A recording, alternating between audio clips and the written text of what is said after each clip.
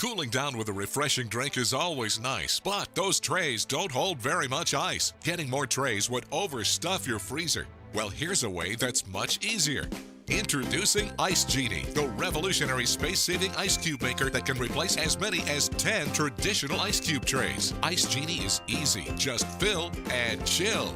The secret is the unique double chamber design. The outer chambers freeze the ice cubes, while the airtight inner cylinder holds them until you're ready to use them. Just lift out the inner cylinder and empty the cubes into the bucket. Then just refill and freeze again. Ice Genie can hold up to 3 batches of ice cubes. That's 120 ice cubes at a time.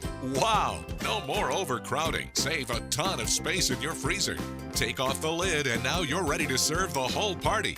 Ice left in open trays starts to smell, but Ice Genie's airtight lid keeps your cubes fresh and odor-free. Even fancy refrigerator ice makers run out of ice or get clogged up. And to get ice out of trays, you have to turn and twist. But just press Ice Genie's flexible chamber and those cold cubes pop at your command. Put on the spill-proof lid for easy storage. When you're finished, just rinse or toss in the dishwasher, then fill and chill again.